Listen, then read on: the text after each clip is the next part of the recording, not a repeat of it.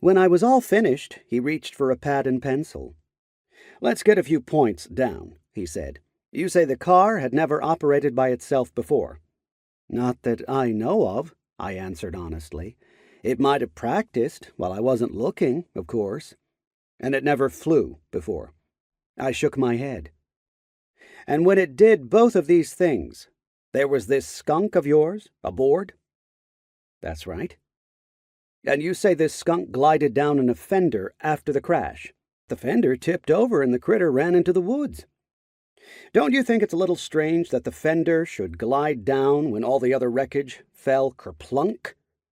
I admitted that it did seem slightly strange. "Now, about this skunk. You say it purred?" "It purred real pretty, and waved its tail." "Just like a dog," I said. The colonel pushed the pad away and leaned back in his chair. He crossed his arms and sort of hugged himself.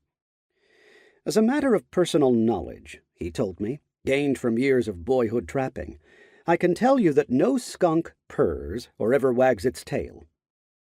"I know what you're thinking," I said, indignant, "but I wasn't that drunk. I'd had a drink or two to while away the time I was waiting for the jet. But I saw the skunk real plain, and I knew he was a skunk, and I can remember that he purred. He was a friendly cuss. He acted as if he liked me, and he—" "Okay," the colonel said. "Okay." We sat there looking at one another. All at once he grinned.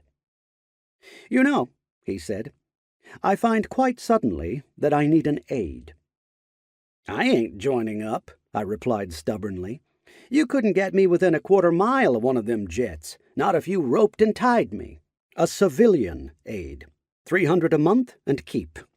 "Colonel, I don't hanker none for the military life. And all the liquor you can drink." "Where do I sign?" I asked. And that is how I got to be the colonel's aide. I thought he was crazy, and I still think so. He'd been a whole lot better off if he'd quit right there. But he had an idea by the tail, and he was the kind of gambling fool who'd ride a hunch to death. We got along just fine, although at times we had our differences. The first one was over that foolish business about confining me to base.